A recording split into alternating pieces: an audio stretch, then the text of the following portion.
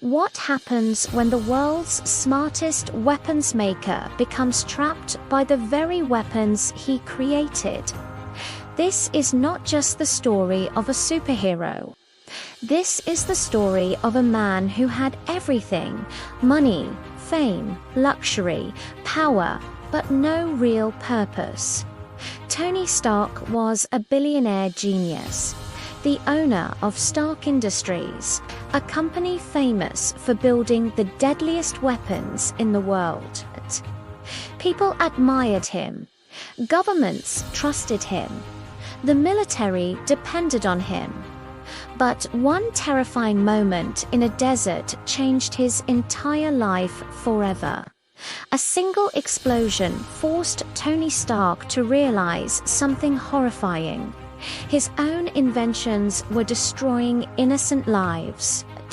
And from that moment, Tony Stark stopped being just a businessman. He became Iron Man. This movie was not only the beginning of Tony Stark's journey, it was the beginning of the entire Marvel Cinematic Universe. So today we're diving deep into the full story of Iron Man 2008. From Tony's luxurious lifestyle to the terrifying cave escape, and finally the birth of the legendary armored hero. Let's begin.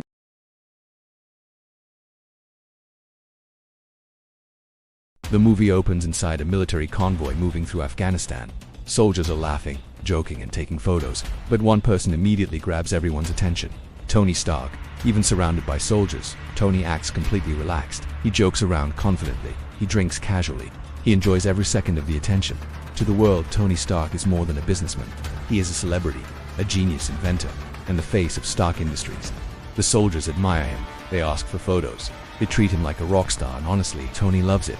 He's arrogant, funny, confident, and completely fearless.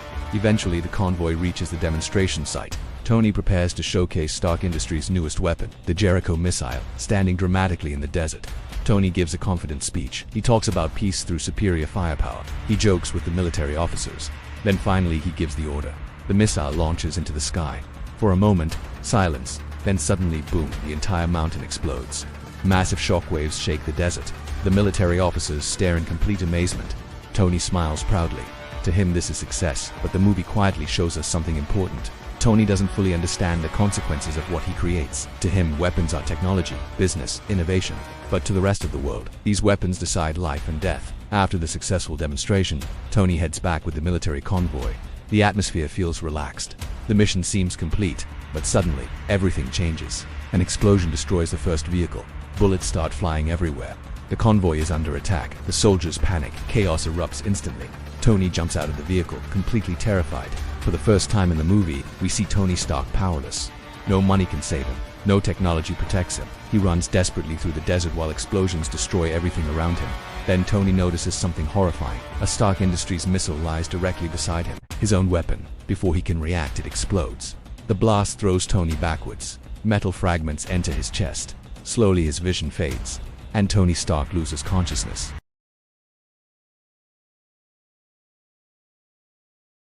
In the heart of darkness, the world's most famous billionaire woke up to a reality he never could have imagined.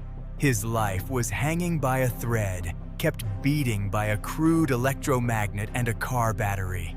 Beside him stood Yinsen, a man of quiet wisdom who had saved Tony's life from the shrapnel tearing through his heart. The Ten Rings didn't want his money. They wanted his genius to build the ultimate weapon of mass destruction. Surrounded by his own logos, Tony finally saw the true cost of his legacy, his weapons in the hands of monsters. But Yinsen saw a man who could still change the world. He urged Tony to make his life mean something. In the secret corners of their prison, they began to work, not on a missile, but on a miracle of engineering. The miniature Arc Reactor hummed to life, a brilliant blue beacon in the grim, dusty cavern. Every hammer blow was a promise. As the terrorists grew suspicious, the Mark I began to take shape. The power surged. Mechanical joints groaned as the suit roared into life, fueled by Tony's desperate resolve. Yinsen chose to give Tony the time he needed, a final act of courage that would change Tony forever. The Mark I emerged from the smoke, bullets pinging off iron plates as Stark unleashed a wall of cleansing fire. In his final breath, Yinsen gave him a mission: don't waste your life. The cost of freedom was paid in blood. Tony ignited the rockets, a silver flash against the cave entrance, soaring high above the desolate desert floor. The primitive armor held just long enough before shattering against the dunes in a cloud of dust and metal. Emerging from the wreckage, the Merchant of Death was gone. In the heat of the desert, Iron Man was born.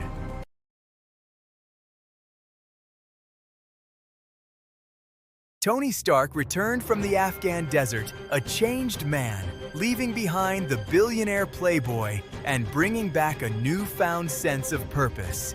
The media swarmed as he stepped back onto American soil.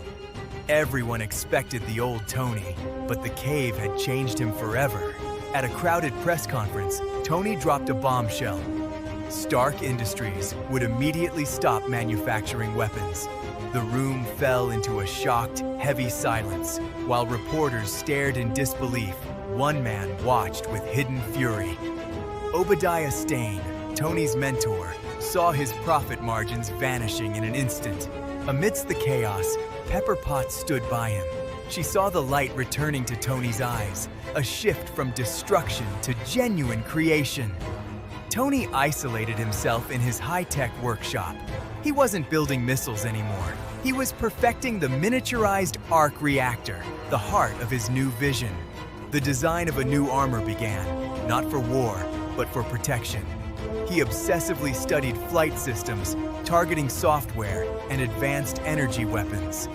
Progress wasn't easy. Tony repeatedly crashed into walls and fell through ceilings. Every failure was a painful but necessary step toward perfection. He didn't become a hero instantly. He earned it through sweat, mistakes, and an unyielding drive to fix the world he helped break. Finally, the Mark II armor was complete. A sleek, polished silver masterpiece that represented the pinnacle of human engineering and Tony's ambition. For the first time, Tony truly flew. He raced through the night sky, laughing with the pure joy of a child discovering a new world. But the triumph was short-lived.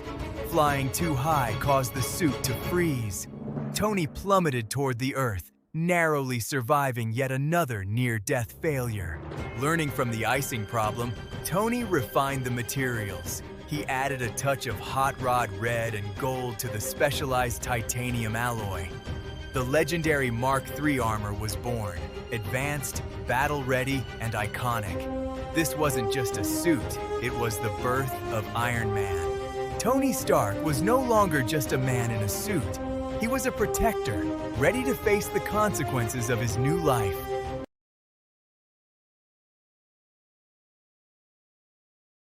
Tony Stark lived a life of luxury, blissfully unaware of the chaos his creations caused until the truth finally hit home. He discovered something horrifying. Stark weapons were still being sold illegally to the very enemies he had barely escaped. For years he had ignored the consequences of his genius now. Seeing the suffering of innocent villages, he could no longer look away. Driven by fury and a newfound purpose, Tony makes a dangerous decision. He takes to the skies as Iron Man. This becomes the first true superhero mission in a remote desert village. Terrorists strike fear into the hearts of civilians suddenly. A streak of red and gold descends from the clouds. Iron Man arrives with a thunderous impact. With mechanical precision, Tony destroys tanks and weapon caches. For the first time, he uses his technology to protect rather than destroy. The villagers stare in disbelief as their savior takes flight again, but his actions have attracted global attention. The U.S. Air Force scrambles fighter jets to intercept the unknown craft. Tony finds himself in a deadly game of cat and mouse. Back home, Obadiah Stane grows increasingly suspicious behind his calculating eyes. A dark truth begins to surface. The betrayal is revealed. Obadiah orchestrated Tony's kidnapping to seize Totalkin. Role of Stark Industries, the trust is shattered. Pepper discovers the evidence. But Obadiah strikes first. He confronts Tony in the solitude of his home. Using a high-frequency sonic device, Obadiah paralyzes Tony. He leans in close, his voice cold and ruthless. In a moment of brutal treachery, Obadiah rips the Arc Reactor directly from Tony's chest. Leaving him to die, Obadiah steals the power source for his own monstrous creation, the Iron Monger. Suit, a giant perversion of Tony's dream. Exhausted and dying, Tony desperately crawls toward the old, weak reactor he built in the cave. Even injured, his spirit is unbroken. He prepares to fight one last time. This isn't just a mission. Now it's personal. The hero rises from the ashes of betrayal, ready to face the monster he inadvertently helped create.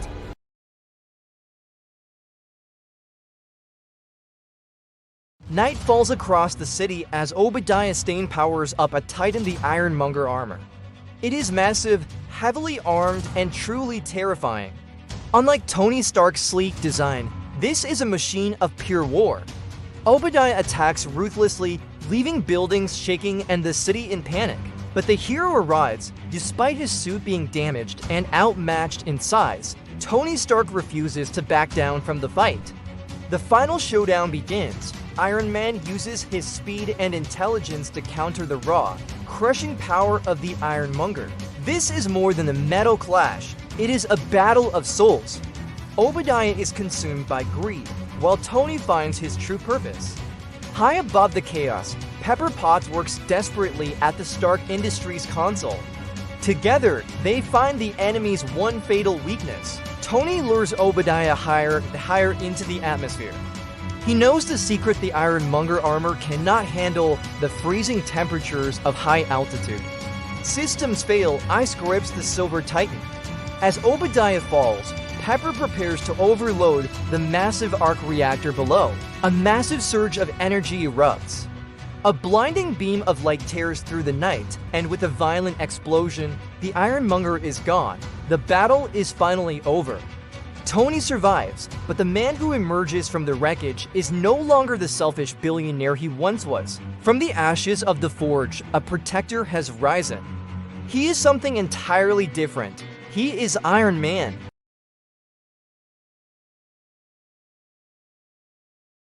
After an epic battle, government agents prepared a cover story for Tony Stark. They wanted him to deny his superhero identity and protect the secret. Standing before a sea of flashing cameras, Tony held his official statement. He paused, looked at the crowd, and threw away the script. With a smirk, he delivered the 4 words that changed cinema forever. I am Iron Man. Tony chose to stand in the light. Unlike traditional heroes who hide behind masks, Tony openly accepted who he had become. No more lies, just pure confidence. But the journey was only beginning. Later that night, Tony returned to his home only to find a mysterious visitor waiting in the dark. From the shadows emerged Nick Fury, the authoritative leader of SHIELD, with an eye patch and a long leather trench coat. Fury had a message. Tony had become part of a much bigger universe, one he didn't even know existed yet. He introduced the Avengers Initiative.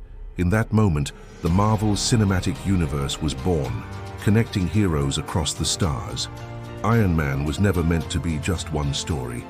It was the start of an entire legend that would span a decade of cinema.